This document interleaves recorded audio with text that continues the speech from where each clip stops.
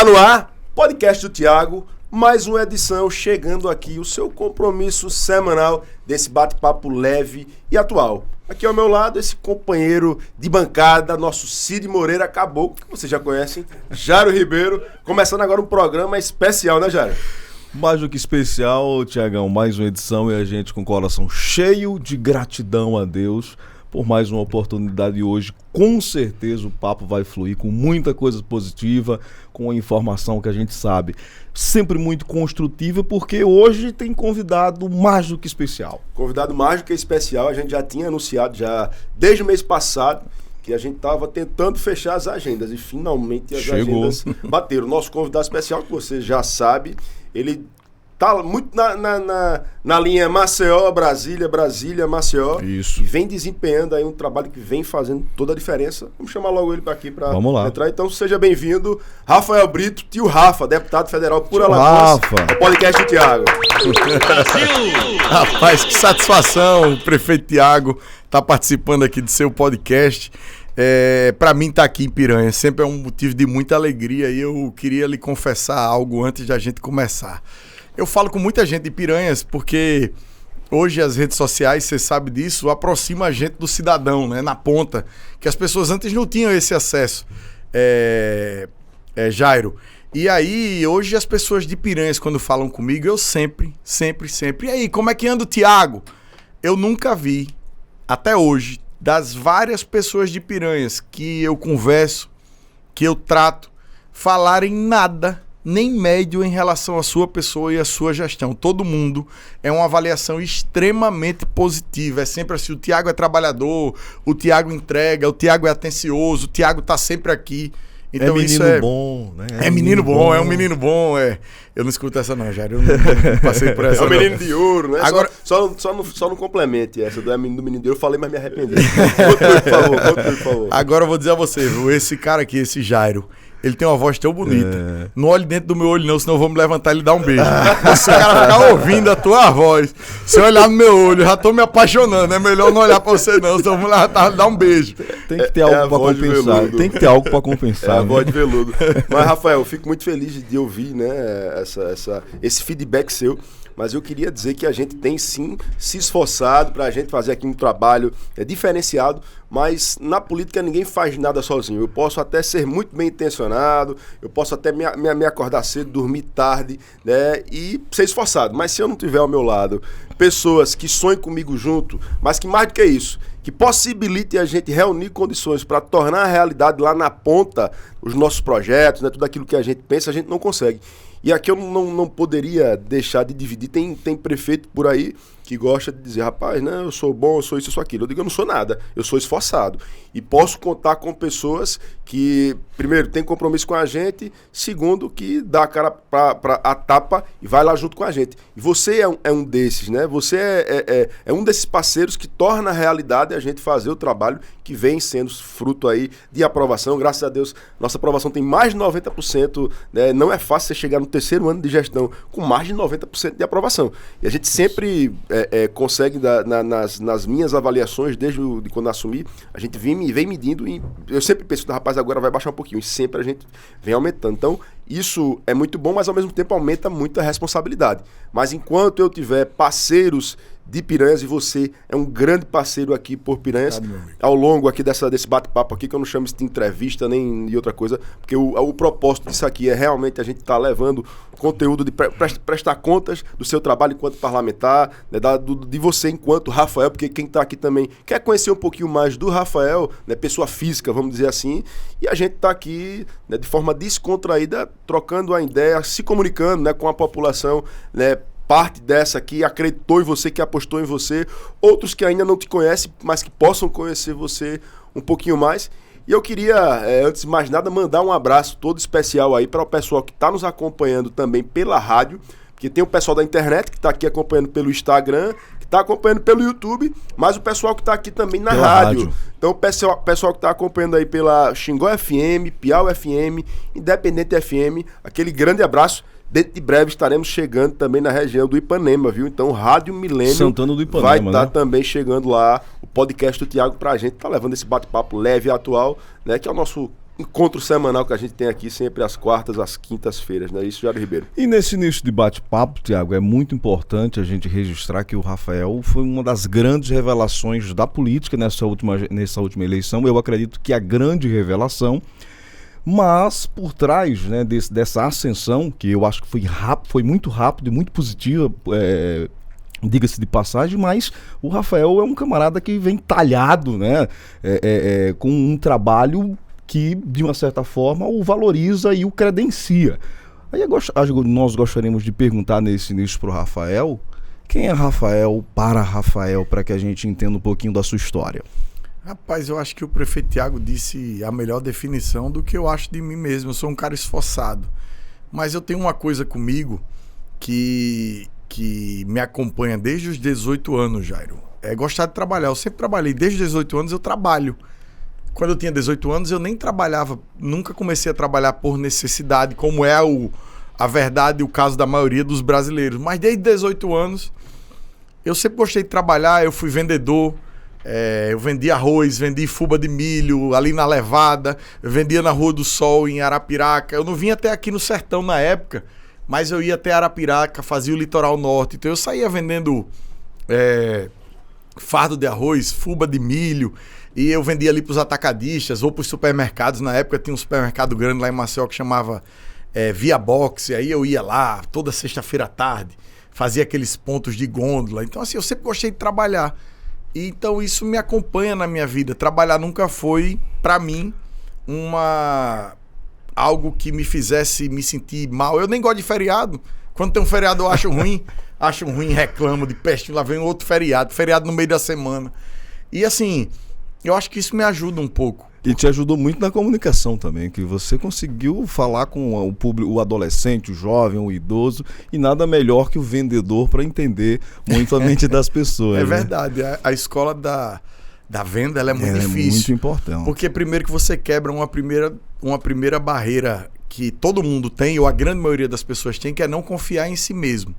Eu dizia, e depois daí eu viajei para... Pronto, por exemplo, eu trabalhei com isso quando eu tive 21 anos que eu acabei a faculdade, na UFAL, eu fui fazer uma pós-graduação em Recife. Aí eu passei 2 anos sem trabalhar, só estudando, ia para academia, vivia uma vida lá em Recife. Quando eu voltei, aí eu já comecei a montar empresa, eu não mais trabalhei para os outros.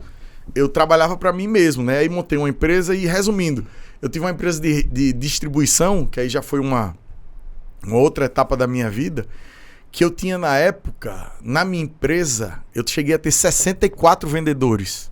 64 vendedores. A empresa era minha, eu tinha 26 anos, 25 anos, eu nem lembro mais ao certo agora, 27 anos. E aí eu dizia a eles toda hora, o não do pedido, ele é muito difícil para quem está recebendo. E se você der muita atenção àquele não, ele vai lhe marcando de um jeito que você entra no cliente derrotado.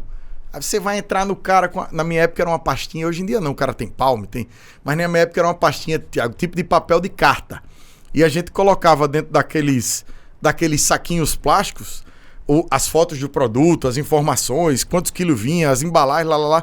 E você entrava com a pastinha, com a tabela de preço e outra tabela de pedido, que era para anotar o pedido na mão. Hoje em dia o cara faz no celular, tudo é celular. E aí eu entrava lá no cliente, meu irmão, você entra derrotado. Se você der atenção aos nãos que você recebe na sua vida, você vira um derrotado. E a primeira pessoa que diz não pra você é você mesmo. Essa que é a grande verdade da vida.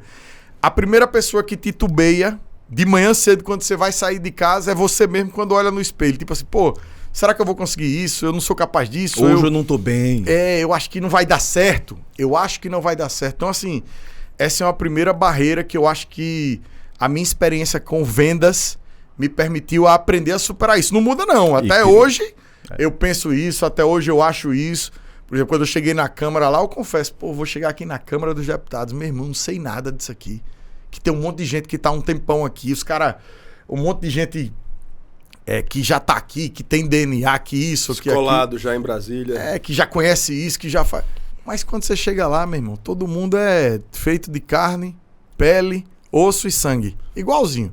Isso aí é importante. Rafael, mas foi interessante você falar sobre isso, Porque assim, a gente observa, né? Brasília, você tinha sua experiência, né, como secretário, você foi primeiro secretário municipal, depois secretário estadual, né? Só estadual.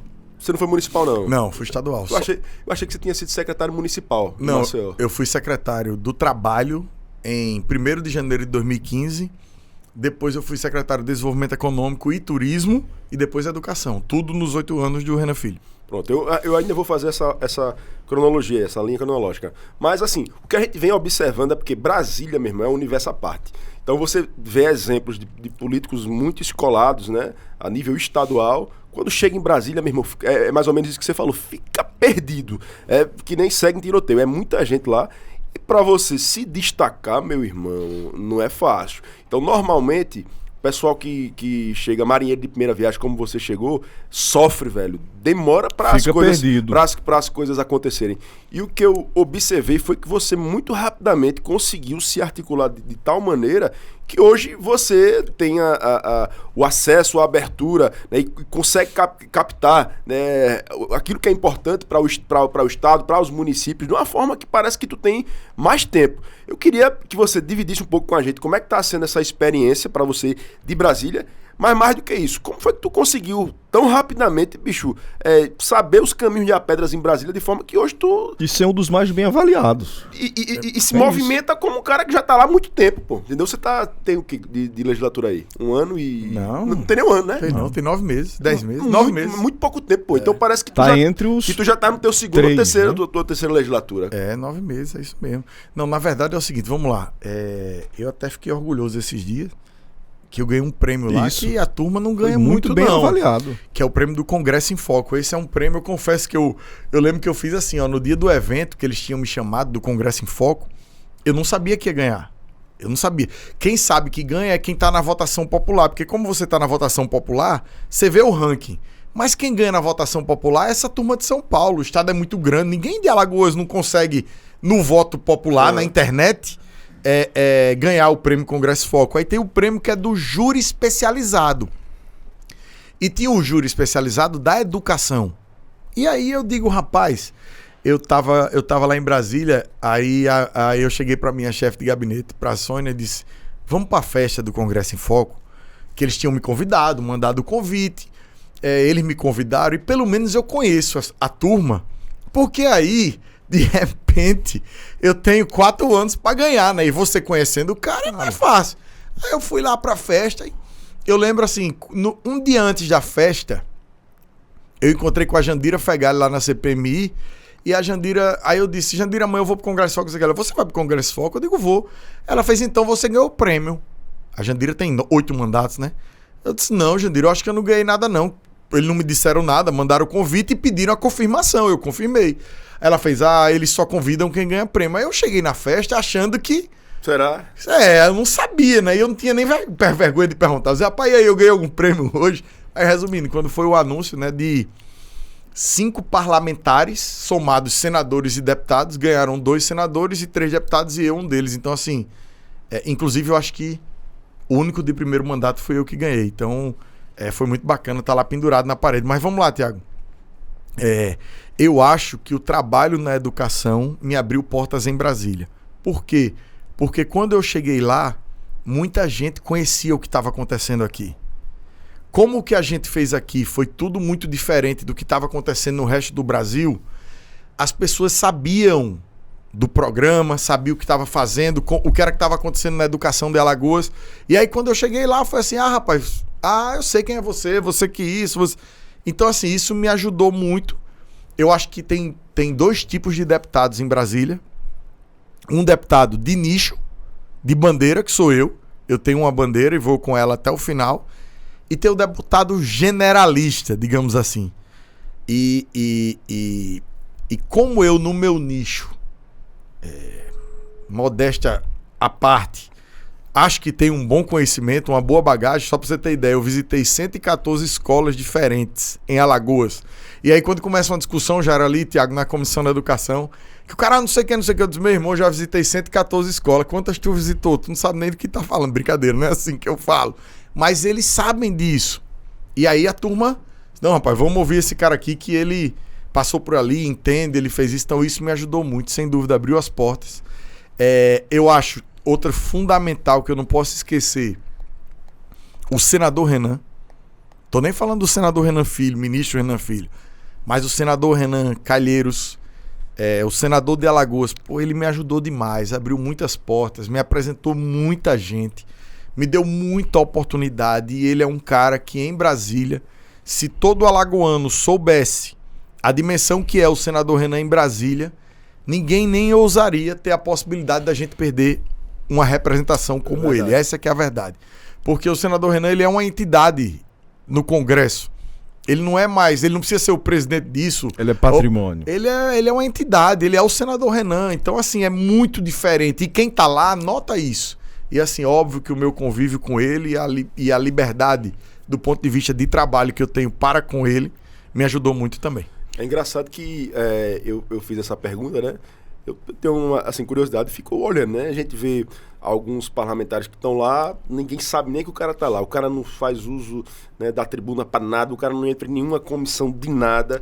O cara, bicho, o que é que tu tá fazendo? Tu tá em Brasília a quê, velho? Perdido. E aí eu noto e vejo que alguns políticos, né, emergentes e que vem ganhando espaço em Brasília e vem se destacando, eu fico sempre curioso. E aí eu pergunto, como eu perguntei aqui para o Rafael, e aí ele colocou aqui que a bandeira dele, que é a educação, e o trabalho que ele fez aqui, né, que foi um case de sucesso, catapultou ele, deixou ele em evidência, naturalmente lá em Brasília, mas que houve a participação determinante dessa que é a grande sumidade, que é o Renan Calheiros, que eu concordo com você, que é realmente essa entidade, né, que é muito importante para a política do nosso país, mas para o estado de Alagoas muito grande, e que, da mesma forma que você falou, eu fiz essa pergunta também para o Isnaldinho, que é o Isnaldo Bulhões Júnior, que é deputado federal, e eu disse: Isnaldinho, como bexiga foi que tu conseguiu tão rapidamente crescer dentro de Brasília? Aí ele falou a mesma coisa, meu irmão, Renan Calheiros, ele me orientou em muitas coisas que me abriram muitas portas.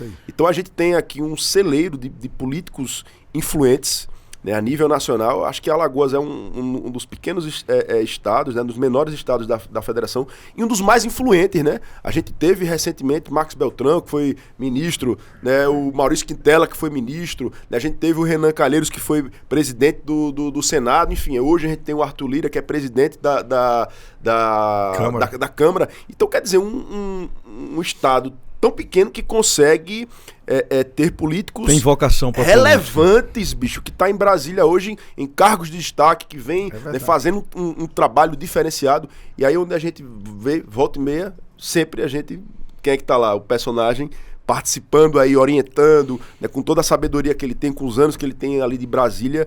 Vamos por aqui. Renan Calheiros. Então, bicho, é massa, bicho. A gente vê isso aí, a gente ouve isso aí. É importante, Thiago, a gente destacar que o Rafael falou algo muito importante, é tomar partido de algumas pautas, e principalmente pautas que são discussões de nível nacional. Já que a gente está em Brasília, não interrompendo, eu acredito que a leitura que você faria da reflexão do Thiago, mas já emendando também uma pergunta relacionada a pautas, inclusive dessa semana. Houve aí o fechamento da CPI e o Rafael tomou posição, deu sua opinião e mais uma vez já virou destaque, porque foi o único deputado do estado de Alagoas a se posicionar. Eu aproveito, já que estamos em Brasília batendo esse papo, perguntar o porquê você foi favorável a essa questão do indiciamento do ex-presidente Jair Bolsonaro. Na verdade, Jair, eu fui o único congressista de Alagoas membro da CPMI. Eu tive essa honra. E olha que eu, na época que me candidatei, porque CPI é assim, ó, vai ter a CPMI e tal. E aí todo mundo quer participar. E você se candidata, né? Ó, se voluntaria. Não, eu topo. Quando eu me candidatei, eu achava que o senador Renan iria pelo MDB do Senado. E tava na imprensa toda que, vai o Renan, porque o Renan virou o cara das CPIs, depois da CPI da Covid, né? O cara é mais temido das CPIs, digamos assim, porque se é um inquérito, como um inquérito policial, é algo a ser temido, digamos assim. E aí eu digo, não, rapaz, eu vou aqui, vou ali com o senador Renan, vou ouvindo as orientações dele, e no final o senador não foi e eu fiquei lá. Mas mesma coisa, eu estudei, eu me dediquei. Se eu lhe dizer, Jairo, eu não tenho nenhuma nenhuma dúvida, nenhum receio. Eu tenho certeza, convicção, clareza que tentaram um golpe de Estado no Brasil nesses últimos 4 anos. O chefe da tentativa do golpe era o ex-presidente Jair Messias Bolsonaro. Ponto. Por que, Rafael, você está dizendo isso? Eu vou lhe dizer várias coisas. Hoje em dia, o que as pessoas não sabem é que não existe mais esse tipo de golpe de Estado que o exército vai para a rua, bota a arma, acabou. Não é assim que funciona mais em canto nenhum que está vivendo golpe de Estado nesse momento. Então, o que é que ele fez para que você diga aqui que houve uma tentativa de golpe? Reforça essa ideia. Reforça essa ideia. Não só dele, tá? Dele, de vários ministros, vários membros de Forças Armadas, parlamentares, membros do Judiciário. Teve uma turma gigante de pessoas que queriam e tentaram um golpe de Estado. Primeira coisa, descredibilizar o sistema eleitoral. Ora, Tiago foi eleito por esse sistema eleitoral, Rafael Brito foi eleito por esse sistema eleitoral, todos os vereadores do Brasil foram eleitos por esse sistema eleitoral. O próprio ex-presidente? Por várias vezes, que ele, antes de ser presidente, ele foi inclusive deputado federal, eleito por esse sistema eleitoral. Então, assim, primeiro indício, descredibilizar o sistema eleitoral. Ou seja, plantar uma semente na cabeça das pessoas que o sistema eleitoral que elegeu a ele mesmo é fraude. Isso aí, não é que isso dá um golpe, mas isso já começa a inflamar uma parte das pessoas. Outra, em dias de votação ou em dias de decisões de Supremo Tribunal Federal, ele ou ministros, principalmente os ministros militares, faziam declarações ameaçadoras. E chegaram a ponto de fazer um desfile com tanques de guerra num dia de uma votação importante no Congresso Nacional, que foi o dia da votação do tal do voto impresso. Você sabe quando isso aconteceu na história? Aí você me pergunta assim, quando teve um desfile de tanque de guerra na porta do Congresso Nacional? Olha a simbologia disso.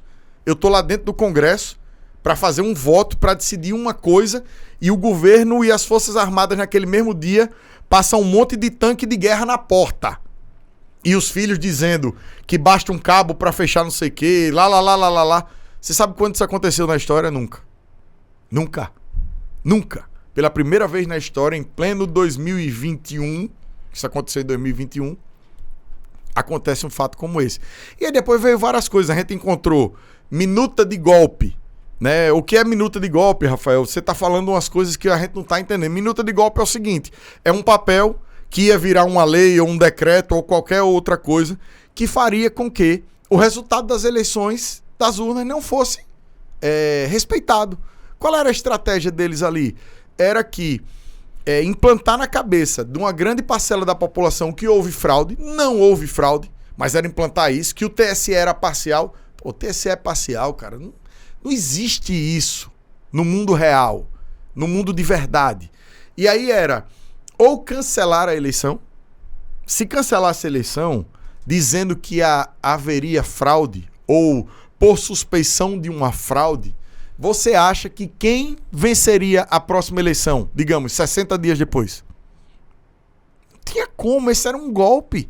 Ou outra minuta era tão esdrúxula que fazia uma GLO. O que é GLO?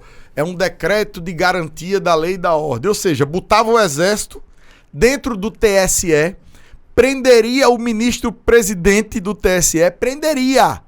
Vai estar preso, ministro. Colocaria uma junta militar. De fraude, né? Pô, suspeita, houve fraude aqui. Colocaria uma junta militar para fazer uma nova eleição. Quem venceria a nova eleição?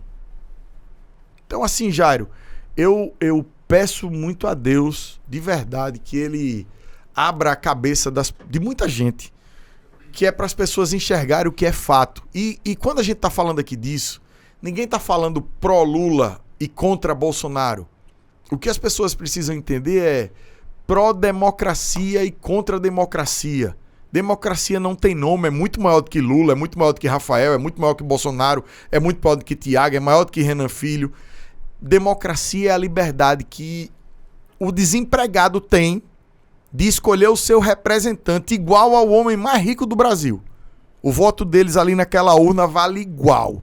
E se essa ótica não funcionar, aí a gente vai viver tempos trevosos, tenebrosos e nebulosos como a gente já viveu no passado. Mas fato é que se existia nessa pretensão de golpe, não houve, graças a Deus. Assim como a gente aqui em Pinéias ajudamos a eleger o presidente Lula, você também, essa foi a sua bandeira, esse foi o seu voto que você declarou e que você faz parte da base hoje do governo federal. Mas a gente tem visto, Rafael, me permita chamar assim, Rafael, sem formalidade. Lógico. A gente tem visto ultimamente, inclusive, aqui Piranhas fica fronteira com Sergipe, com Bahia, mais um pouquinho Pernambuco. E recentemente eu acho que foi na Bahia. Não, foi Pernambuco, né? Eu acho que foi o vice-prefeito lá de Petrolândia, se eu não me engano, lá. Os caras fazendo lá uma manifestação na rua. Enfim, rapaz, eu votei aqui no presidente Lula, votei em você, e BBB, papapá. Enfim, a gente tá num período onde o governo federal, né, ainda em determinadas áreas tem deixado um pouco a desejar, né? Eu sou eleitor do Lula, voto, o meu voto por convicção, e sou eleitor dele, mas ainda, como é que tá essas articulações aí? Algumas coisas ainda parece que estão travadas, né? Concordo totalmente com você. Lula 3 ainda não é igual a Lula 2 e a Lula 1, né? Tá bem diferente. Fato. Mas existe essa divisão encravada no Brasil. E ele não está conseguindo, até agora, resolver esse problema, apaziguar, unir. Pelo contrário, as pessoas vão se afastando cada vez mais, se segregando cada vez mais e tá virando assim, torcida de futebol. E se virar isso, vai dar errado para todo mundo. Porque você nunca vai convencer alguém que... a visão. Você não vai convencer alguém que torce pro Vasco a torcer por um gol do Flamengo no domingo. E vice-versa. Então, se foge da ótica e vai só para a paixão, que é o que está acontecendo, uma discussão de apaixonados, aí vai dar errado para todo mundo. E não importa se é Lula, não importa se é Bolsonaro, não importa se é o Papa Francisco, vai dar errado para todo mundo. Essa que é a verdade. O que é muito ruim que tem acontecido é essas discussões que ofuscam os reais problemas. Por exemplo... vamos lá, deixa eu falar com um bem polêmico aqui agora, aborto. Não tem discussão de aborto em andamento. Ninguém está discutindo no Congresso se vai liberar aborto ou se não vai liberar aborto. Não existe isso. E as pessoas têm hoje uma rede de fake news tão grande que faz com que o cidadão acredite que o Rafael Brito, por exemplo, é contra ou a favor do aborto.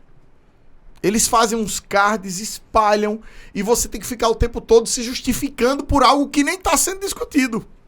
Por exemplo, banheiro unissex. Isso não existe. Não tem negócio de banheiro unissex, não tem lei, não tem projeto de lei, não tem decreto, não tem resolução. Não existe, isso não é discussão em canto nenhum, nem no governo federal, nem na cabeça do Lula, nem na cabeça... Ninguém está discutindo isso. Aí os caras jogam isso. São as narrativas construídas, né? Para inflamar. Mantém uma base ali inflamada, com mentiras, essa que é a verdade. E aí qual é o grande problema? Quer que eu diga qual é o grande problema? 5.000 escolas no Brasil nem banheiro tem. 5.000 escolas no Brasil nem banheiro tem. Aí você me pergunta, é mais importante a gente discutir as 5.000 escolas e quase 800 mil alunos que nesse exato momento estão estudando e nem banheiro tem para ir. Não tem banheiro na escola, repito, nem água, nem banheiro.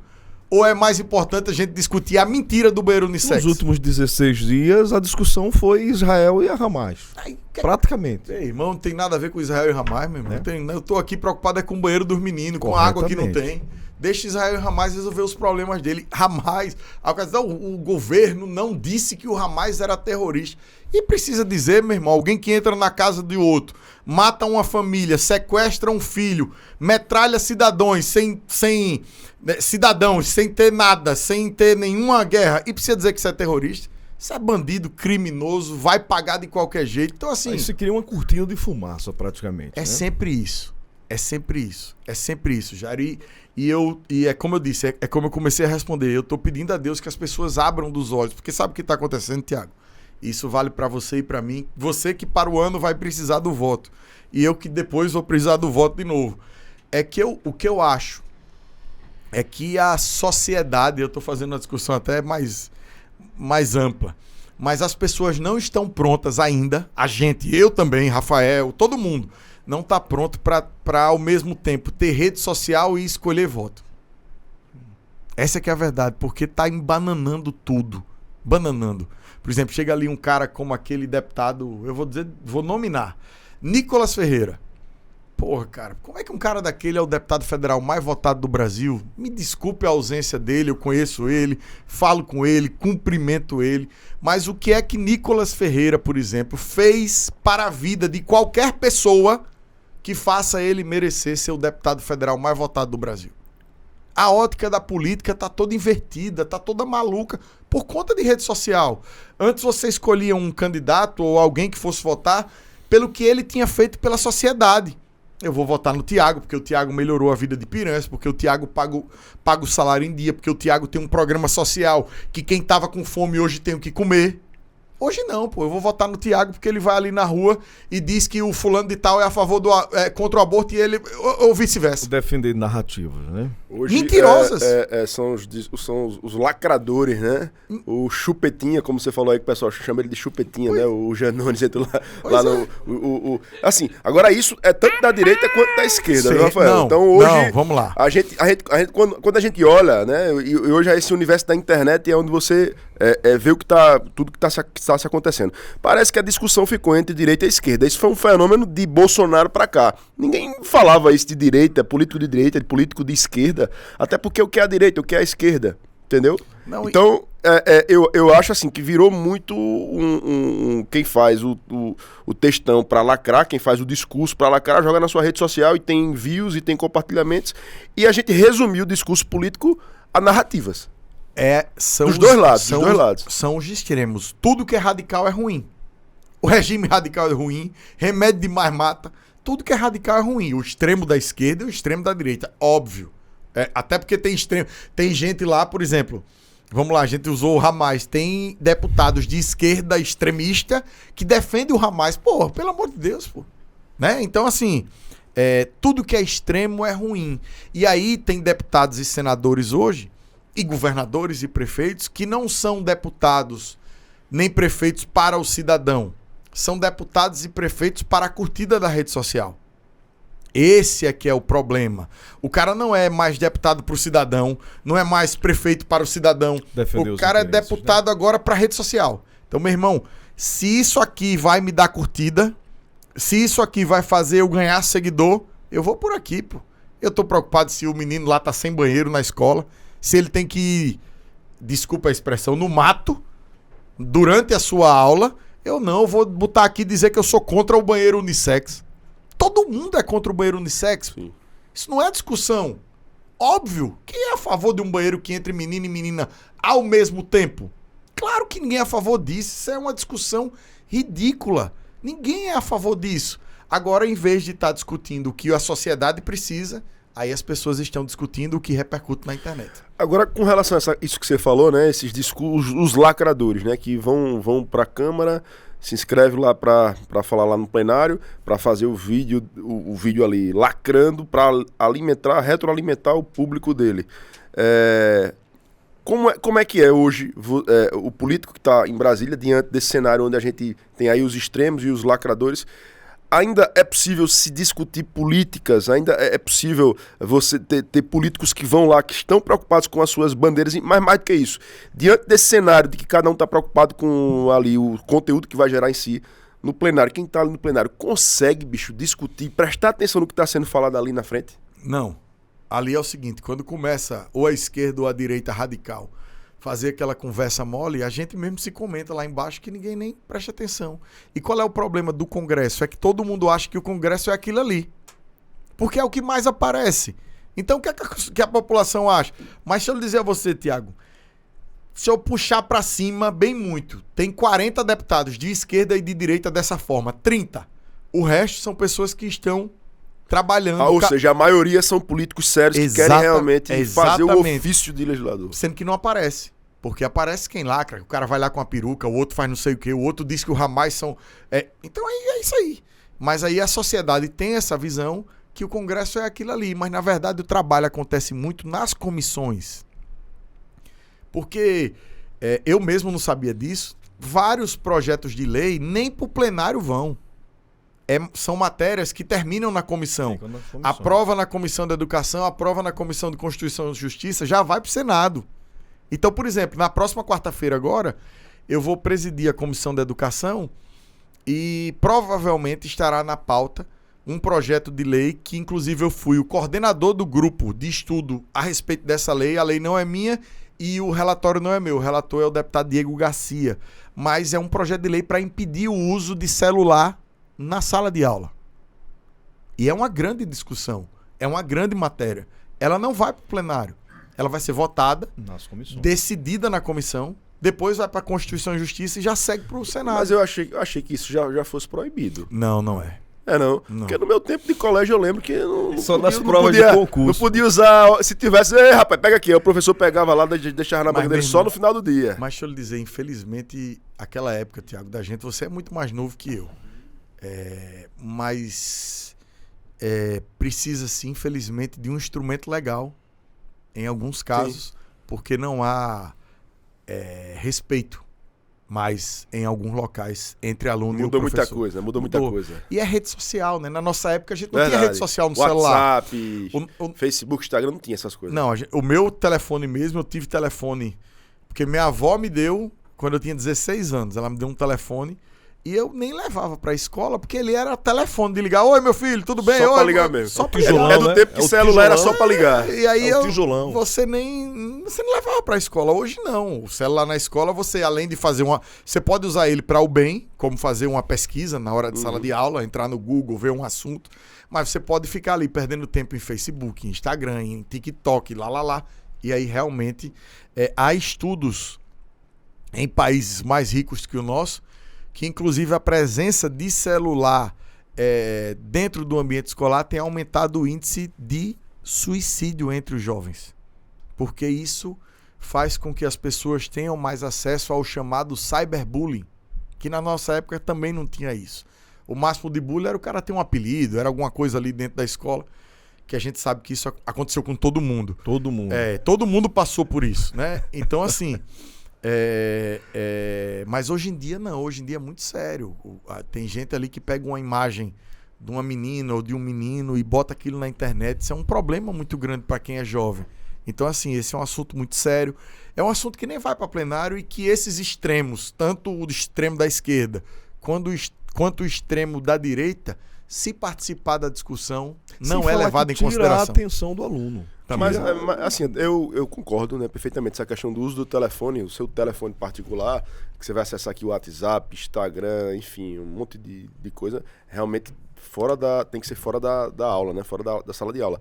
Mas hoje a gente sabe que a tecnologia é um instrumento necessário, inclusive a gente tem o advento já da internet, dos tablets, enfim, desses instrumentos hoje que eu sou muito favorável, né, para que a rede pública, né, hoje a gente já tem na rede particular já muito o advento dessas tecnologias, né, dessas tecnologias. Trava-língua, oi.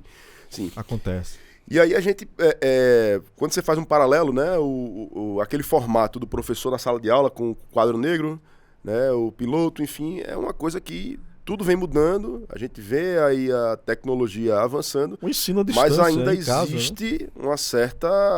Não acompanhou, a sala de aula ainda não acompanhou. Então, como você tornar a sala de aula atrativa para o aluno que vai estar ali, vendo se ele tem aqui hoje um meio, que é a internet, que é o dinâmico, smartphone, né? Para estar buscando, para estar pesquisando. Então, isso é uma coisa um pouco polêmica, né? Tem que se pensar. A lei ela permite o uso desde que o professor libere, para uso educacional, pedagógico.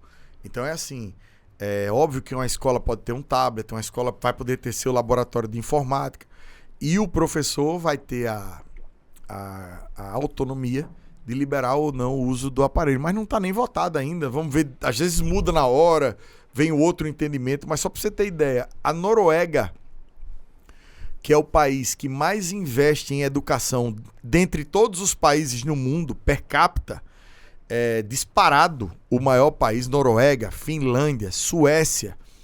Os nórdicos, a maioria das pessoas não sabe nem onde é que fica. Eu também, se eu olhar no Globo, eu vou ter que ficar procurando, mas é longe.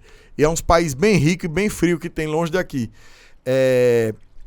Eles transformaram a educação deles, que são as melhores educações do mundo, que mais investem e melhores nas educações mais digitais do mundo. E agora eles estão fazendo o caminho inverso, porque não deu certo. Isso é dado deles. Qualquer pessoa que quiser pesquisar no Google isso, já tem vários dados da Noruega que está desdigitalizando a sua educação. E agora com a inteligência artificial? Pois o mundo está vivendo essa loucura. É muita coisa nova, é muita coisa que a gente realmente disruptiva de tudo que a gente estava acostumado. Que ninguém, por exemplo, ontem eu pedi para fazer uma pesquisa. Eu fiz a pesquisa, não fiz mais nem no YouTube nem no Google, que são inclusive as duas ferramentas de pesquisa mais usadas pelo mundo. Eu já fiz direto no ChatGPT. ChatGPT, o que é isso? Aí ele responde. Faz um TCC. Não, aí é lá. Aí não dá não. Aí é ruim. Mas veja, isso é uma tendência natural. Eu sou favorável ao seguinte, essas tecnologias, elas são importantes. Eu acho que elas não podem ser descartadas do meio acadêmico, da sala de aula. Eu acho que, pelo contrário, ela tem que ser um instrumento de auxiliar. Então a gente só tem que criar mecanismos para que a gente possa garantir que aquele trabalho ali muito bem feito, o TCC, como você colocou, por exemplo, não foi fruto 100% do ChatGPT. Até mas já tem gente vendendo essa ideia, o ChatGPT, meu irmão, ele faz até um trabalho hoje de peticionamento. O cara que é advogado hoje, dependendo de como isso caminha, vai colocar em risco algumas profissões. Né? Algumas profissões estão arriscadas, né? E a gente tem a sensação de que não, a tecnologia nunca vai suprir a mente humana. Meu irmão, não necessariamente. Não necessariamente. A gente não deve subestimar. O que eu não imaginava ver o nível de evolução, né, desse tipo de tecnologia, como a gente está vendo. Para hoje, o ano de 2023, da forma como está. Então, eu acho que a grande sacada é a gente criar mecanismos para... É uma realidade, não tem como a gente... O jovem, ele tem isso, cara. Quando ele sai da sala de aula, ele tem tudo isso na mão dele. É necessário a gente criar mecanismos para que isso seja um aliado, mas que a gente mude, de certa forma, a maneira como hoje ainda é. O formato da educação, ele hoje ainda, eu acho que é muito defasado. É verdade. Eu estudei isso, sabe, Tiago, nessa coordenação desse grupo aí de deputados dessa questão dessa lei. Uma das coisas que eu não sabia, eu até falei numa hora assim, tava um professor, eu não vou lembrar agora, enfim, foi uma reunião mais técnica que a gente fez.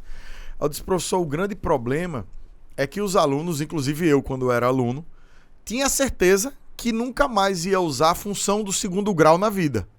Equação do segundo grau. Eu nunca mais usei na minha vida. Também não. Mas aí eu disse, professor, e como é que a gente vai dizer ao menino, ao aluno ou à aluna, que ele tem que aprender função do segundo grau? Aí o professor disse, e ele não era nem professor de matemática, ele é professor comportamental, professor cognitivo, de desenvolvimento cerebral, digamos assim, para as pessoas entenderem. E ele disse, esse é que é o X da questão.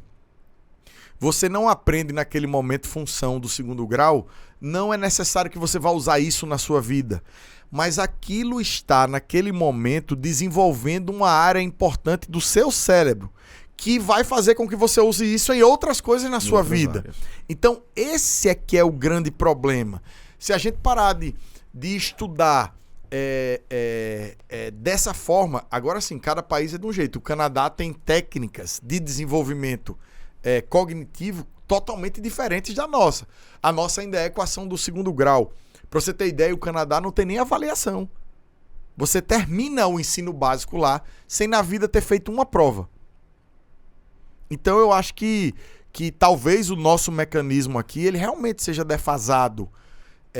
Mas antes de ir para o mecanismo tecnológico, tem outras soluções que são melhores que a nossa, entendeu? Falando no melhoramento da educação, você acredita que é importante se introduzir a questão da inteligência emocional, uma discussão que nos Estados Unidos já faz parte, inclusive, do currículo das escolas, enfim, é algo que é bem corriqueiro nos Estados Unidos. E aqui no Brasil, a importância de ter o que nós chamamos do QE, né? A inteligência emocional para os alunos brasileiros. Jairo, essa para mim é a principal inteligência que o cidadão tem que ter. É a inteligência emocional no mundo de hoje.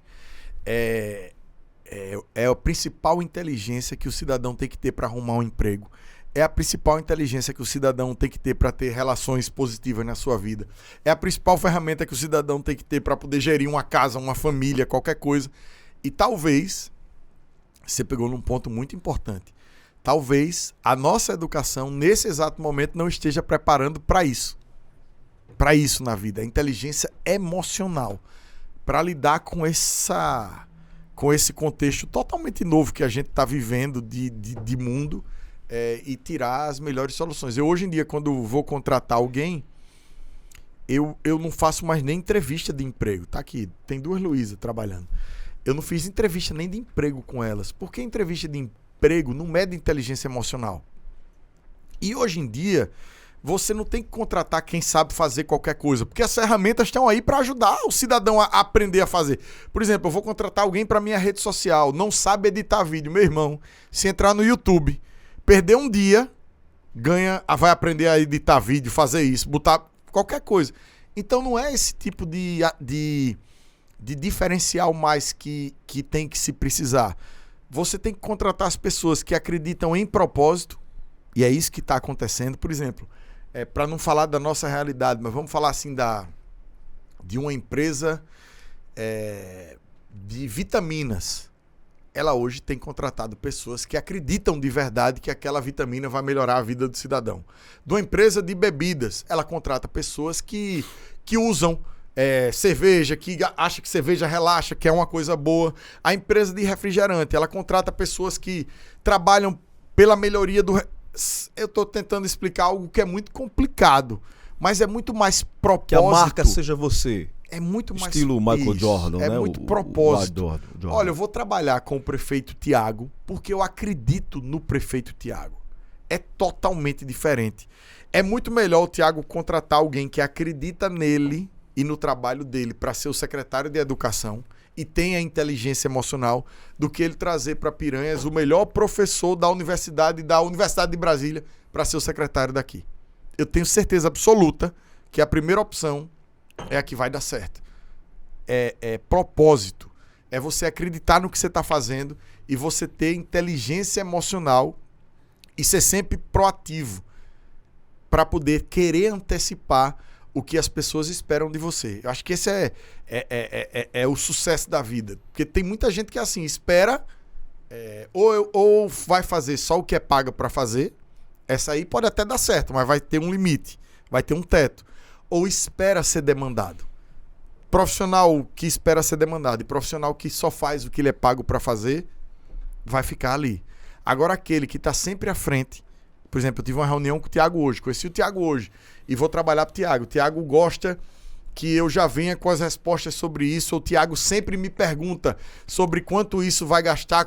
Então, na próxima reunião, eu estou sempre me adaptando ao jeito do Tiago, para que ele não precise me perguntar as coisas, para que eu entregue para ele muito mais do que ele está me contratando para fazer. Mas isso vale para qualquer situação de emprego, é isso que eu estou querendo dizer. Desde o caixa do supermercado, que no final do horário pode ajudar o outro companheiro lá da gôndola, a arrumar a gôndola, a botar os preços no lugar, a fechar a porta.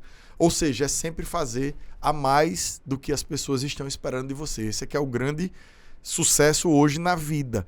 E isso acontece naturalmente se houver esse propósito que eu estou falando. Era isso que eu queria tentar explicar. Não sei se eu consegui explicar. Totalmente. Sem propósito, sem você estar conectado com aquilo que você está trabalhando naquele momento, você pode ter certeza. Não vai dar certo. E na história nós temos diversas figuras que eram fora de série de inteligência cognitiva, mas faltou inteligência emocional e fez com que a carreira caiu no abismo. Então é significativo. E dentro da inteligência emocional existem diversas outras técnicas, como a questão da atenção plena, que nos dá um pouco, reforça essa ideia.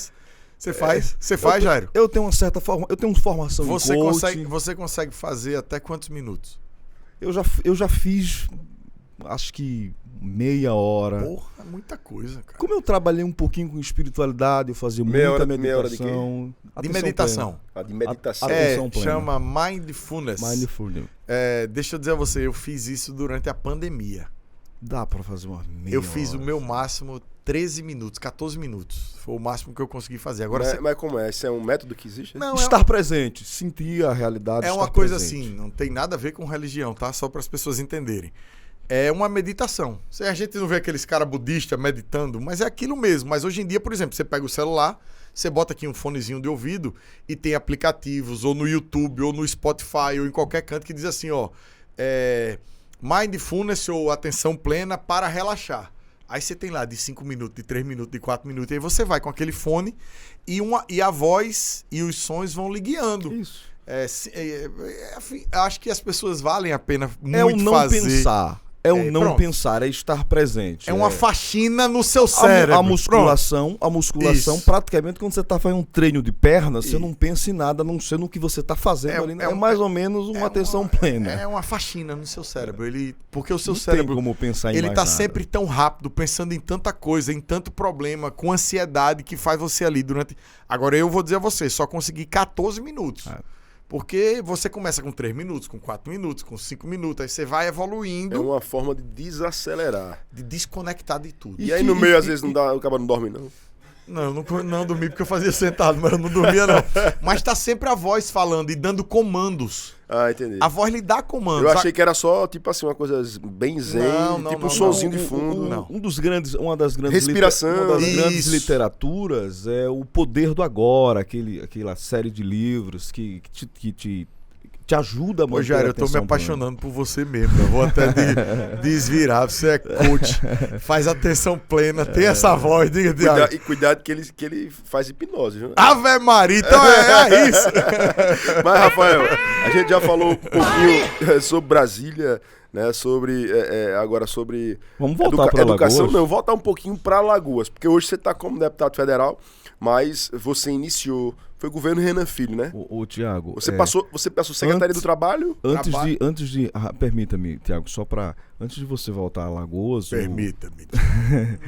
o Rafael assinou um termo importante de adesão à valorização dos professores e como estamos em Brasília ainda antes dele voltar aqui para Alagoas. Tá certo. Essa semana, um evento importantíssimo, pela primeira vez a Frente Mista da Educação produziu um documento e um compromisso para deputados e senadores assinarem em relação à valorização do ofício de professor. Porque qual é o problema hoje? Vai faltar professor. Vai faltar professor de verdade. Se continuar do jeito que está a educação hoje, daqui a 5 anos, não é muito tempo não, começa a faltar professor. Mas é faltar mesmo. Você vai querer contratar um professor e você não vai ter professor para contratar. Porque a carreira está muito desvalorizada. Em sala de aula, em alguns casos, o nível de respeito não é mais o mesmo, infelizmente. Então, isso faz parte da desvalorização. O salário, na maioria dos casos, é desproporcional à importância que a carreira tem para a sociedade. Essa é outra verdade. As condições de trabalho, muitas vezes, não são as melhores. Então, é um documento que ele lista os 7 principais itens para que a gente possa salvar a carreira e o ofício de ser professor para a sociedade do futuro. Porque, pelas pesquisas que estão aí, daqui a 5, 6 anos a gente começa a ter problema. E outro problema, Jairo e Tiago, é a formação do professor. Hoje, o curso de pedagogia, a média geral do Brasil, a média geral do MEC é 3,6. 3,6. Na escala não é de 0 a 5, não é de 0 a 10. Então a gente tem esse problema também do nível dos cursos que a gente está tendo à disposição para formar os professores. Então é importante que a gente foque nisso. Agora, sabe o que é o mais triste? Vamos lá, que a gente vai sair de Brasília. Aí você fala assim, a bancada da educação. Quantas pessoas hoje tem na bancada da educação? Deixa eu dar um chute. No Congresso são 600 e poucos, né? Senadores e deputados. Eu vou dizer a você que a bancada da educação conta mesmo, de verdade, com 30. 30. A bancada da bala tem 80. A bancada... evangélica. Aliás, a bancada da bala tem 100. A bancada da agropecuária tem 120. A bancada da evangélica tem 140. Eu não estou desmerecendo as outras bancadas. Nenhuma. Todas. O Congresso tem que ser a representação de todo mundo. Tem que ter ali todo tipo de pessoa, todas as ideias juntas para que dali saia o pensamento médio. Mas é muito desproporcional que a educação tenha 30 e a bancada da bala tenha 120. E o que é que está acontecendo nesses últimos anos? A bancada da bala está aumentando e a bancada da educação está diminuindo. Esse é um problema. Na legislatura passada, tinham 50 deputados e senadores da bancada da educação. Hoje tem 30 e poucos. E da bancada da bala tinha 80, hoje tem 120. Então é uma reflexão, né, que a gente tem que fazer. Porque a segurança é muito importante. Aí, porque senão o cara vai dizer assim, tá bom, se o ladrão entrar na sua casa, dê um livro a ele, né? Os caras não falam isso. Ai, meu Deus. Mas, enfim, a segurança pública do cidadão, polícia armada, forte, equipada, é extremamente importante. Mas a polícia, ela tá agindo no problema. A educação age na causa. Prevenção. Na causa. Então, se a gente continuar do jeito que a gente tá, aí não vai ter dinheiro no mundo e policial do mundo que resolva o problema de insegurança que a gente vai ter. Mas deixa eu fazer aqui uma pergunta de advogado do diabo. A gente falou aqui agora há pouco dos lacradores e dos parlamentares, enfim, que tem o seu nicho. Você falou que a bancada da educação ela diminuiu de 50 para 30 e poucos votos. Será que a visão dos parlamentares é de que a bandeira da educação não dá voto? E talvez por conta disso está minguando a bancada lá em Brasília? Mas, na verdade, é o seguinte, ela não está dando voto mesmo. As pessoas foram candidatas e perderam a eleição. Eu vou lhe dizer um caso aqui, por exemplo, lá em Brasília, tinha um deputado federal já de 2 mandatos, que era o professor Israel, que era o presidente da bancada da educação, né, da Frente Parlamentar da Educação, e perdeu a reeleição. Um cara professor, um cara direito, um cara honesto, um cara que tinha um trabalho muito grande na educação, mesmo, lá no Distrito Federal, perdeu a reeleição. Então, assim, e no lugar dele ganhou, sei lá, uma pessoa que jogou vôlei, um que jogou futebol, um que tá gravando vídeo mostrando buraco na rua. Então Mas é justamente isso, né? Eu tô botando aqui pra fazer essa reflexão. Claro. Porque, por exemplo, vamos lá. A bancada evangélica. A gente hoje, a maior bancada que tem, acho que é evangélica. Em parte disso se dá porque eu sei aqui diversas igrejas que ela só vota no cara que é apoiado pela igreja. Então, talvez isso fosse uma reflexão que a gente tem que colocar aqui para os professores, para os servidores da educação. Vamos votar nos deputados que representam a educação. A força da categoria. Acho que talvez falta um pouco deles entenderem a força que eles têm juntos, né, para eleger aqueles que representam de fato lá em Brasília, né, em Brasília, nas câmaras municipais também, na Assembleia Legislativa dos estados também, em Brasília também, que representa a bandeira que ela faz parte. Falta união, né? Talvez, né? Talvez. Ou falta também na sociedade esse sentimento que a educação é importante. Porque todo mundo fala, vamos trabalhar pela educação, todo mundo que é eleito diz isso. Mas na hora da prática, na hora do vamos ver, poucos, essa que é a verdade, fazem coisas de fato pela educação. Voltando a Alagoas agora para... Mas voltando a Alagoas. Rafael, a gente, então como você colocou, hoje você é deputado federal e você, né, levantou e levanta, né, muito bravamente essa bandeira da educação. E aí, Rafael inicia como secretário do Trabalho, posteriormente é secretário de Turismo e Desenvolvimento Econômico, onde fez também, onde você passou, você foi muito bem avaliado, né? Obrigado. Fez um trabalho muito bacana. Mas onde você realmente virou tio Rafa e conseguiu, bicho, fazer assim um trabalho que virou case realmente e catapultou você em Brasília também por conta desse trabalho que você fez aqui, foi a educação. E o sentimento que a gente tem é que tu foi o secretário pelo menos 4 anos, mas tu passou 11 meses como secretário. Como foi essa experiência entre essas 3 áreas, né, que você colocou? Mas eu acho que realmente onde tu se encontrou foi na educação. Foi. E como foi, bicho? Como você conseguiu, dentro de 11 meses, fazer tudo que tu fizesse? Todos os programas que você tornou realidade e foi como você virou o tio Rafa. Fala um pouquinho pra gente disso aí. Rapaz, primeiro, eu acho que eu tive, naquele exato momento, a equipe na minha vida com maior imbuída no maior sentimento de propósito. Voltamos a falar. Todo mundo, naquele momento que a gente chegou, estava disposto a fazer o que fosse possível para realizar o que a gente se propôs a fazer. A bater a meta, né? Todo mundo. E aí e aquilo foi E aí deixa eu falar pra ajeitar, aquilo foi conquistando depois os antigos, tá? Esse próprio servidor que disse que eu não ia conseguir fazer nada, ajudou pra caramba depois. Quando ele viu as coisas acontecendo, todo mundo entrou no barco. Eu acho que eu tive essa sorte, talvez. Mas assim... Isso do servidor, eu não sei se tu falou aqui em off ou tu falou aqui em rede gravando. Não, pode falar gravando mesmo. Não, eu não sei se você já comentou. Não, comentei. Você comentou aqui, Comentamos, gravando. Quando você falou lá, sonhando, tal, rapaz, ó, muito bonito isso que você tá sonhando. Disse até o nome dele, Ricardo Lisboa. Um grande abraço, Ricardo. Se você estiver vendo, um beijo, um abraço pra você.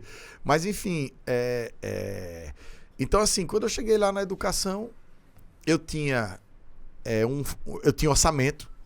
E eu tinha carta branca do governador. Isso é o principal. Sabe, meu irmão, aí eu lembro quando ele me convidou, foi... Nem meu pai sabia, nem minha mãe, minha mulher. Foi uma coisa assim muito louca. E ninguém acreditou que eu não sabia. Porque ele chegou pra mim a gente almoçando no palácio, numa sexta-feira. Ele chegou pra mim e fez: rapaz, eu vou te botar na educação. Final de governo. Receba aí. Aí eu disse: não, governador, meu irmão, faça comigo não. Por quê? Porque eu tava com o voo da TAP, que era o primeiro voo internacional da história de Alagoas, que eu tinha conquistado. Eu tava com a fábrica da Natura para inaugurar lá em Murici, que é a maior empresa em funcionamento de Alagoas, que eu tinha conquistado. Eu tava com o Vila Galé, que é o maior hotel de Alagoas, em Barra de Santo Antônio, que eu tinha conquistado. Aí eu fiquei pensando: meu irmão, eu remei esses últimos 6 anos. Tudo engatilhado. Construir esses marcos que são históricos. Aí vai chegar alguém aqui no meu lugar e vai fazer tudo que eu fiz. Eu tinha um sentimento por aquilo. Egoísta, inclusive, diga-se de passagem. Aí ele chegou pra mim e fez: não, tudo bem, se tu não quiser ir, não tem problema. Você vai ficar aí até o final do governo. Mas saiba que eu tava contando com você. Algo assim, né? Eu não vou botar aspas nunca em palavras de governador nenhum. Mas aí eu disse: não, você conta comigo para o que você quiser. Ou seja, eu saí de lá na sexta-feira. Foi pra missão. Não, eu não sabia. Ele não disse mais se ia, se não ia. E eu cheguei na secretaria. Porra, eu olhei assim: meu irmão, minhas coisas tudinho aqui, meus negocinhos, tudo certinho. Diga, tá problema da peste, ir lá pra educação. Eu pensei assim mesmo, comigo. Sair da zona de conforto topado, né? Total, pô. Eu conhecia presidente da Gol, presidente da TAP, viajava pra Europa. Tava tomando gosto, não, né? Você tava ali, né, dentro daquele ambiente, que era o meu ambiente. Eu sou empresário, a vida toda eu fui empresário, né? Então, assim, era a minha vida. E aí, meu irmão, resumindo, fui pro final de semana. Aí eu lembro que eu não comentei com ninguém, nem com minha mulher, nem com nada. Ninguém, zero pessoas. Quando deu segunda-feira, aí eu lembro que eu encontrei alguém. Alguém me ligou e fez: tá pronto? Aí eu disse: eu estou pronto pra quê? Rapaz, vem uma missão pra você aí. Aí eu liguei a sexta-feira, né? Eu digo: pô, lascou, agora eu me dei mal mesmo. Aí já comecei e eu pensei isso mesmo, me dei mal. Olha como a vida é. Às vezes a gente ganha e perde. E às vezes a gente acha que tá perdendo e na verdade a gente tá ganhando. E aí eu digo: eita, meu irmão, me dei mal. Vou pro final de governo, vou pra educação, uma bagunça, confusão. E eu pensava isso. E aí, resumindo a história, quando deu mais ou menos meio-dia, a Mariana, que trabalhava com o governador, me ligou: o governador quer almoçar com você. Disse: tá bom. Aí eu fui pra lá. E o almoço, ele tinha uma sala de almoço, o Thiago conhece, e não foi na sala de almoço, foi na sala dele, de trabalho. Eu e ele só. Eu já achei aquilo estranho, porque eu tava com o Renan quase há 8 anos, e eu nunca tinha almoçado ali no birô dele de trabalho. Ele fez: pega papel e caneta aí. Aí ele começou: vamos fazer isso, vamos fazer um programa para dar dinheiro ao aluno para estudar. Aí ele foi dizendo as ideias. E aí eu digo: eita peste. E anotei tudo, pronto, tá resolvido. Aí ele olhou pra mim, eu lembro que eram umas 3:30 da tarde, olhou pra mim e fez: tem alguma coisa pra assinar na Secretaria de Desenvolvimento Econômico e Turismo? Eu digo: não, os processos lá estão tudo certinho. Quando é que você quer fazer? Aí ele fez: agora. Vou mandar pro Diário Oficial, quando der umas 6 horas da noite, eu publico uma edição extra e a partir de amanhã vá direto pra educação. Foi desse jeito. E aí eu voltei para a secretaria quase que chorando, peguei uma caixa, contei para todo mundo, ninguém acreditou, né, juntei as coisas na caixa, fui embora ali meio perdido. E no outro dia que eu cheguei na educação, era esse sentimento das pessoas não queriam que eu tivesse na educação. Essa que é a verdade. Os servidores da educação, ninguém me conhecia. Pô, vai chegar um cara ali, o cara empresário, talvez alguém tivesse a imagem que eu fosse, sei lá, um filhinho de papai, qualquer coisa desse tipo que as pessoas poderiam ter se não me conhecessem. E eu não julgo ninguém por isso. E aí eu cheguei lá, eu disse, meu irmão, eu só tenho uma coisa para fazer, eu não entendo de educação, eu não conheço educação, eu não sei o que é que aqui eles estão precisando, então o que eu vou fazer, meu irmão, é chamar todo mundo de um em um e vou ouvir e anotar. E aí eu comecei, reunião, esse aqui foi para uma reunião, Georges. Aí lá, Georges, como é lá na tua região? Aí ele dizia, eu aqui, meu irmão, anotando. O que é que precisa? Ele disse. Aí o outro, tarará, no teu setor, eu saí, eu passei assim, eu acho que uns 5 dias que eu ficava sentado numa cadeira, só ouvindo, parecia Chico Xavier, psicografando ali, ouvindo e fazendo as anotações do que todo mundo estava dizendo. E aí eu comecei a pensar, eu digo, não, eu vou isolar a equipe antiga e trazer uma equipe nova, para que a equipe nova cuide dos novos programas, das novas ideias, e eu vou tentar extrair aqui da equipe antiga o que eu puder. Eu não demiti ninguém, eu usei os cargos que saíram do gabinete, poucas pessoas, levei pouquíssimas pessoas que estavam comigo no turismo e no desenvolvimento econômico. E aí a gente começou a fazer. E outra coisa que eu fiz, que para mim foi o meu maior aprendizado, foi visitar as escolas. É isso aí, meu irmão, ninguém tira mais de mim. Porque, como eu disse aqui, acho que não sei se off ou já gravando, eu visitei 114 escolas diferentes em 11 meses.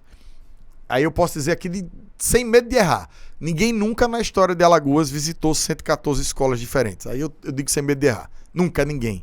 Eu visitei 114 escolas. Ou seja, a base do seu trabalho foi ouvir servidor e experiência de campo. Exatamente. E o que eu ia fazer não era uma visita assim, não, rapaz, vamos ouvir.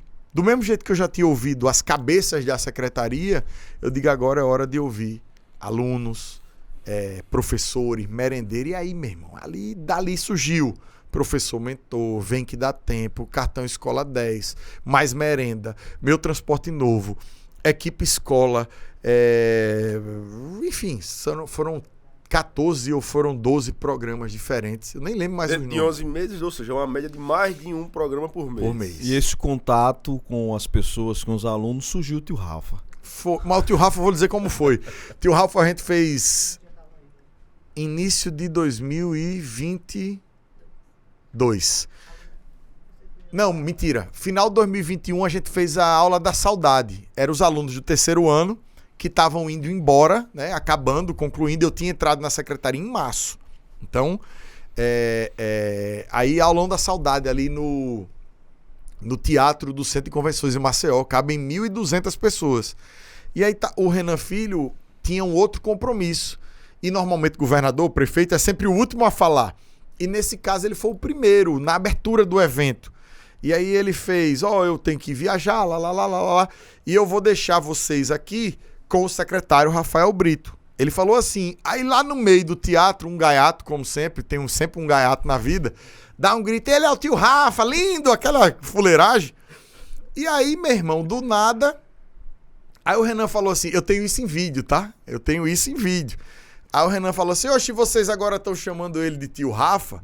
Aí alguém começou, tio Rafa, tio... Pronto, aí de repente Pegou. O teatro inteiro estava fazendo isso, a gente postou isso, né? Aí isso viralizou e sempre quando eu ia... Aí replicou nos outros lugares. E quando eu ia numa escola, aí todo mundo já fazia automaticamente aquilo que a internet tinha E um jargão forte na campanha. E aí, depois que eu venci a eleição, aí chegou umas pessoas pra mim, meu irmão, que golpe de mestre essa de tio Rafa que você deu?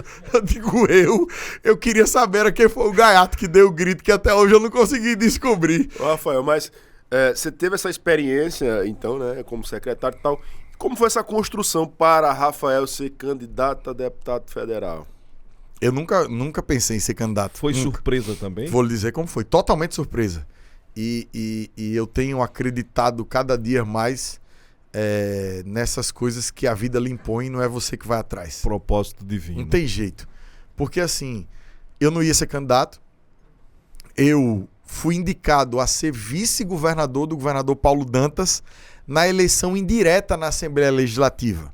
Então eu cheguei a me inscrever como vice-governador na eleição indireta. Eu não ia ser candidato a deputado, não tinha preparado base eleitoral, não tinha feito absolutamente nada para ser candidato. E eu ia ser vice-governador. Resumindo a história, para as pessoas entenderem, não ficar chato, eu não pude ser vice-governador, porque quando a Justiça liberou a eleição indireta, que é aquela eleição que os deputados fazem só para acabar um mandato, isso é previsto na Constituição do Brasil, ela determinou que todos os candidatos teriam que ter no mínimo 6 meses de descompatibilização com o cargo executivo. Como eu era secretário até um dia daquele, eu fiquei fora da eleição. E eu fiquei fora, o Paulo ganhou a eleição e o Paulo na mesma hora disse a mim, rapaz, volte para a educação. Pô, todo mundo tá pedindo que você volte para a educação. E eu digo, oxe, na hora, vou voltar para a educação, concluo aqui o governo do Paulo e depois eu vejo se eu continuo, porque eu já tinha um convite não vou dizer o órgão, porque tem outro presidente lá, fica chato, para um órgão que não é de governo e que é mandato de 4 anos. Então eu já tava com minha vida, meu irmão, bem encaminhada, bem resolvida. Isso foi... Qual foi? Abril de 22. Abril de 22. Abril de 22. Abril de 22. Isso no meio de abril de 22. Quando a Justiça determinou a eleição do Paulo, eu fiquei fora da eleição do Paulo e aí eu fui conversar com o Renan Filho. Na casa deles, Renan, pô, eu vou voltar para a secretaria. O Paulo me convidou, eu queria lhe dizer, porque eu fui secretário aí esse tempo todo do teu governo e agora o Paulo me convidou para continuar na educação, que era importante e tal. Aí o Renan falou, rapaz, vá não. Fique apto a disputar a eleição. Eu lembro, esse foi o termo dele, fique apto. Eu disse, meu irmão, eu não vou disputar a eleição, Renan, não me preparei. Aí ele olhou para mim e fez, não, talvez você seja o candidato a vice do Paulo na eleição normal, que era em outubro, que foi a eleição que o Paulo venceu. Aí eu digo, Renan, pô, eu não quero ficar esperando isso. Resumindo. E aí ele, não, então tá bom, vai e assuma lá a secretaria, não fique apto, não tem problema nenhum, tamo junto, valeu, parará, pronto. E eu fui pra casa mesmo, e fiquei com aquilo na minha cabeça, né? Porque como o meu nome estava bom na educação, a gente tinha feito essas coisas todas, era importante colocar a educação dentro do nosso projeto, né? Do nosso projeto. E aí chegou no final, ele me chamou lá no final de semana, é sempre o Renan Filho, né? A gente vai falando dele. Mas ele disse, rapaz, você é candidato a deputado federal, você vai ganhar a eleição. Eu disse, meu irmão, tu é doido, você candidato a deputado federal nada, tu vai ganhar a eleição. E aí, Tiago, um dia que você estiver com ele, você pergunta a ele quantas vezes até chegar à convenção eu fui na casa dele pedindo, a palavra não é pedindo, mas falando a ele que eu não queria ser candidato. Eu fui umas 3 vezes na casa dele, ele falou, rapaz, não saia não. Mas também quando deu a convenção, aí eu disse, não, agora eu sou candidato e eu vou para ganhar. Até o fim. E ganhei, né? Enfim. Mas aí eu tenho que dizer isso porque eu devo muito isso a ele que acreditou em mim mais do que eu mesmo naquele momento. Né? Então ele fez, não, tu vai ganhar. E assim, as pessoas perguntam, ele lhe ajudou? Me ajudou nas oportunidades no governo dele que ele me deu. Mas eleitoralmente, ele não me ajudou a mais do que os outros candidatos de jeito nenhum. Ele não descalibrou a disputa. Eu tenho certeza que ele torceu por mim, isso eu não tenho dúvida nenhuma, isso eu tenho certeza. Não sei em quem ele votou. Eu nunca perguntei em quem foi o voto dele para deputado federal. Nem vou fazer essa pergunta nunca. Mas eu sei que ele tinha uma torcida muito grande e as oportunidades que ele me deu durante os 8 anos do governo dele, que sem dúvida foi o melhor governo da história de Alagoas, e a chance que eu tive e a equipe que eu tive foi o que me trouxe até Brasília agora. Então, Rafael, passou 11 meses na educação, aí vira tio Rafa é candidato já, não quero, o povo se elege. E hoje, fato aí com... E agora eu quero de novo, meses, tá? E agora eu quero. Agora não é com esse negócio de não quero, não. Agora... Mas peraí. Mas antes disso, e aí a pergunta que eu vou passar agora. Antes disso, que eu sei que você é candidatíssimo à reeleição. Mas na política, muitas vezes, a gente não faz só aquilo que a gente quer. Às vezes, a gente faz aquilo que é necessário A missão. para um grupo. Missão. E como você é de missão, a gente tem acompanhado aí na mídia que muito tem se falado dos possíveis pré-candidatos, né, à prefeitura de Maceió. E em todo lugar que a gente vê, sempre tem ali não são muitas pessoas não, uns 2 nomes, e você está entre ali esses 2 ou 3 possíveis nomes. A gente viu também, recentemente, você assumiu a presidência lá do MDB, Maceió. E como eu sei que você é de missão, Rafael Brito é candidato à prefeitura, é pré-candidato à prefeitura de Maceió? Deixa eu lhe dizer, você sabe que uma candidatura a prefeito, ela é decidida muito mais pelo grupo do que por você mesmo. Eu só tenho a dizer que eu tô pronto. Como diz aquele bonequinho do WhatsApp, eu já tô com a roupa de ir. Se precisarem de mim, vão contar comigo. E vão contar comigo e eu vou votar em tudo que a gente falou no passado, única e exclusivamente por propósito. Porque eu, Rafael Brito, cidadão de Maceió, terra que eu nasci, foi lá que eu nasci, eu não acredito em nenhum momento na atual gestão de Maceió. Essa é que é a grande verdade. Então, eu acho que a eleição de Maceió, ela vai ser uma eleição de muita discussão de gestão, que o MDB vai fazer, seja eu ou seja outro nome, como pode ser o Dr. Vanderlei, como pode ser o Alexandre Aires, como pode ser... O único fato definido é o MDB vai ter candidato forte. E a discussão é gestão, porque, Tiago, tu vem aqui em Piranhas, as pessoas veem a sua gestão. Você acabou de dizer que teve mais de 90% de aprovação na última pesquisa. Se você fizer a próxima pergunta da aprovação, aí você vai dizer assim para o cidadão, no próximo caderninho de pesquisa: por que você aprova a gestão do prefeito Tiago? O cidadão sabe responder. Por que isso, por que aquilo? No caso de Maceió, o prefeito tem ali 60 e alguma coisa por cento de aprovação, que é muito numa pesquisa, mas quando você pergunta o porquê, as pessoas não sabem responder. Porque ele, na verdade, é um castelo de areia. É um castelo de areia. Se der um sopro, derruba esse castelo de areia. Então a gestão dele é um castelo de areia, é um pacote de mentiras. São programas que não existem, que não chegam no cidadão. Não é igual o cartão Escola 10, que já chegou em 190 mil alunos e que o governo federal está imitando agora. Eu tenho ajudado, participei da transição do governo Lula, levando o cartão Escola 10 para lá. Tenho estado com o ministro Camilo quase toda semana, mostrando. Essa semana tive com a ministra Simone Tebet falando de cartão Escola 10, lutando para que esse programa nacionalize. E aí você vai para a prefeitura de Maceió, vamos lá, deixa eu dizer o nome de um programa aqui deles. Brota na Grota. O que é o programa Brota na Grota? Eu faço uma aposta com o prefeito de Maceió, qualquer membro da prefeitura de Maceió. Eles gastaram mais com propaganda do programa Brota na Grota do que com o programa em si. Eu aposto que eles gastaram muito mais com a propaganda do que com entrega para o cidadão. Fizeram uma compra agora de um hospital. Vocês devem ter acompanhado na mídia, inclusive as pessoas daqui do Alto Sertão com certeza viram, por 266 milhões de reais sem licitação. É um sem bom licitação. Dinheiro, é um bom dinheiro. Sem licitação, sem avaliação, sem consultoria. Anunciou que tinha uma consultoria do Albert Einstein. É mentira, porque eu já falei com o Albert Einstein, deputado federal Rafael Brito, já enviei documento baseado na lei de acesso à informação e o Albert Einstein me respondeu que é mentira. Mentira. Então assim, Tiago, eu acho que o MDB, que teve nessa última quadra a melhor gestão de Alagoas, da história de Alagoas com o governador Renan Filho, tem total possibilidade de fazer uma discussão séria de gestão para a prefeitura de Maceió. Só me responda, então, categoricamente, diante do que você colocou aqui, a gestão do prefeito JHC é mais mídia do que entrega? É só mídia e zero entrega. Não tem entrega. Não tem entrega. Não foi aumentado o programa de saúde da família, por exemplo. O prefeito não fez, até hoje, nenhuma maternidade. O prefeito tem UPA fechada.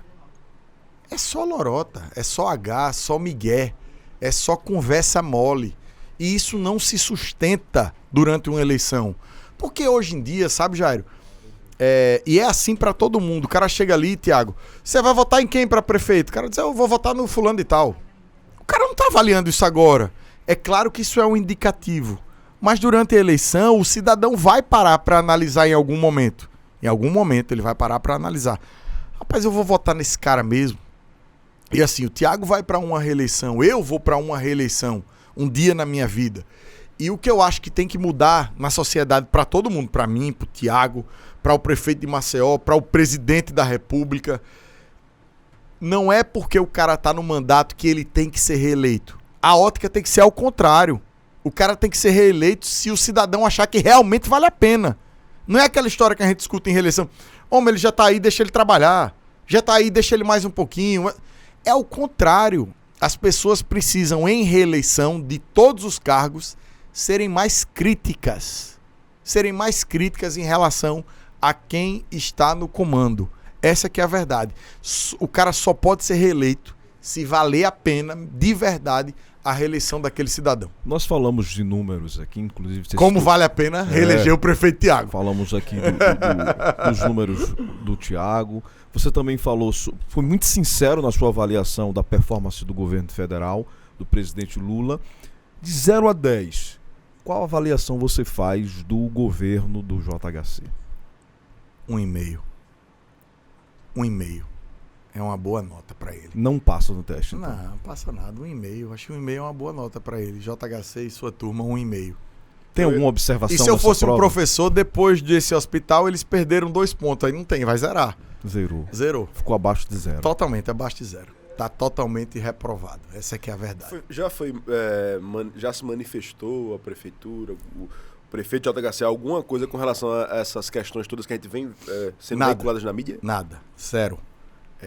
Como eu disse, compraram, e agora falando bem sério, compraram um hospital de 266 milhões de reais, sem licitação.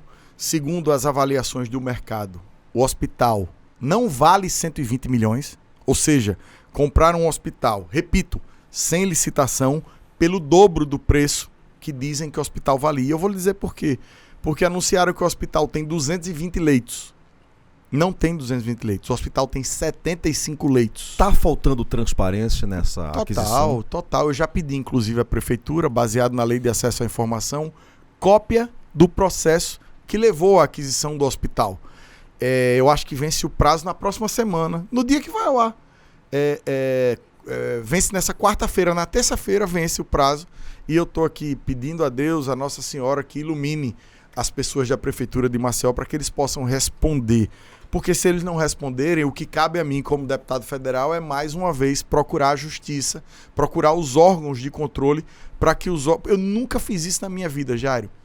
Nunca fiz isso. Eu acho que os órgãos de controle têm autonomia suficiente para fazer as suas fiscalizações, fazer as suas auditorias, mas diante de uma situação dessa, de um hospital que eu sei que não tem 220 leitos, de um hospital que eu sei que está em obra, de um hospital que foi comprado sem licitação, de um hospital que na verdade não foi nem comprado, foi desapropriado, de um hospital que não foi avaliado outras opções ao redor.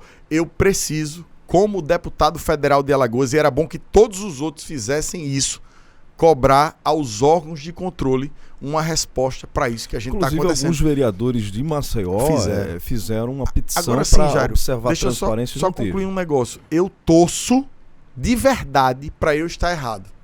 Eu torço de verdade, na minha essência, no meu coração, para eu estar errado. Para eu poder vir aqui e dizer, rapaz, me desculpe, eu estava errado.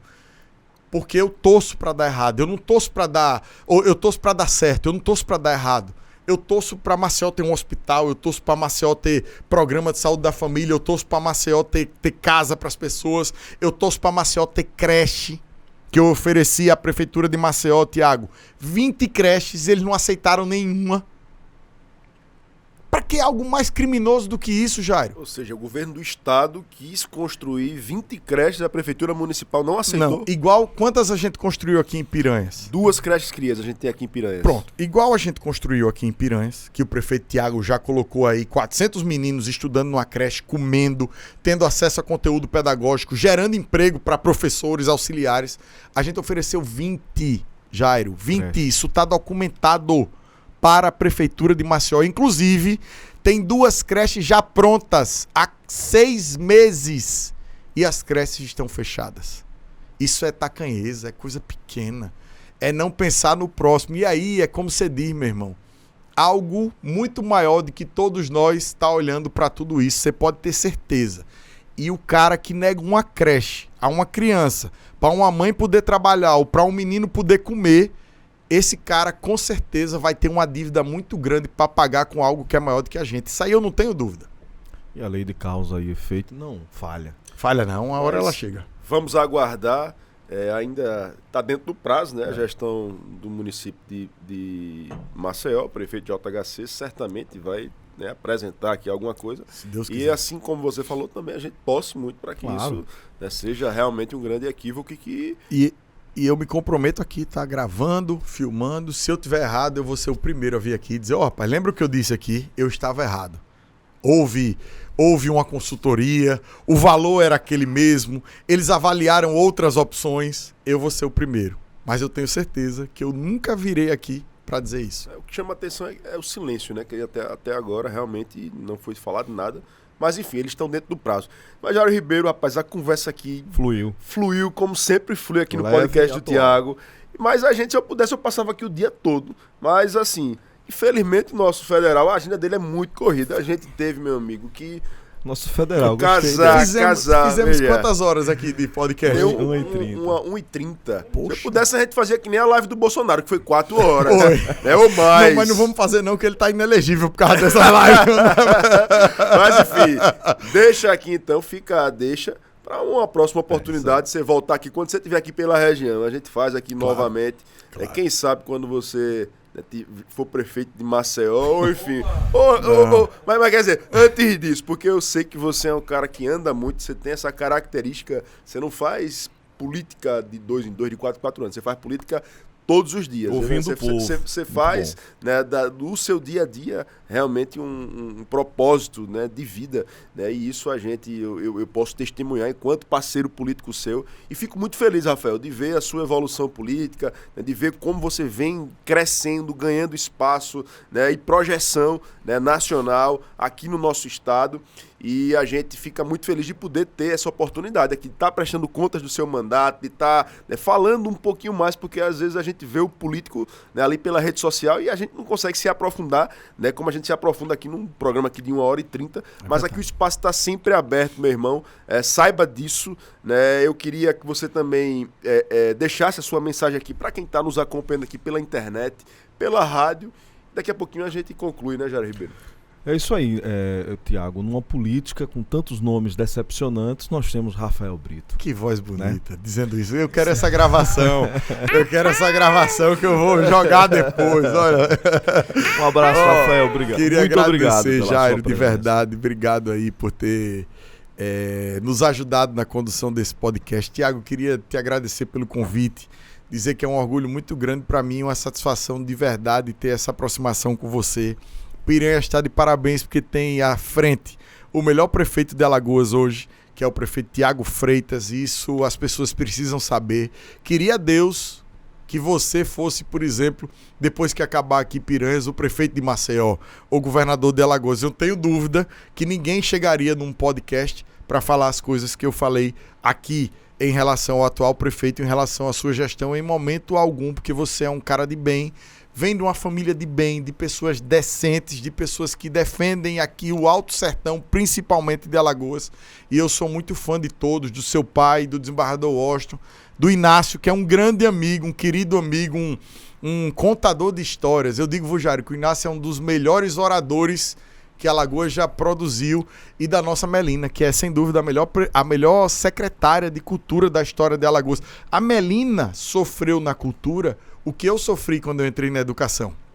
é a desconfiança do segmento, Verdade. mas depois é a melhor coisa, porque quando as pessoas veem que você não é aquilo que elas esperavam, que você tem propósito e amor pelo que você está fazendo, aí, meu irmão, vem de volta, aquela maré que era negativa vira positiva, todo mundo lhe abraça e todo mundo lhe ajuda e ninguém vence sozinho. Os vencedores da vida real são aqueles que têm o maior exército. Essa que é a verdade. Então, pessoal, vamos ficando por aqui. Este foi o Tio Rafa, né? Episódio muito especial, né? A gente vamos trazê-lo aqui numa outra oportunidade para falar sobre, né, mais coisas aí, enfim.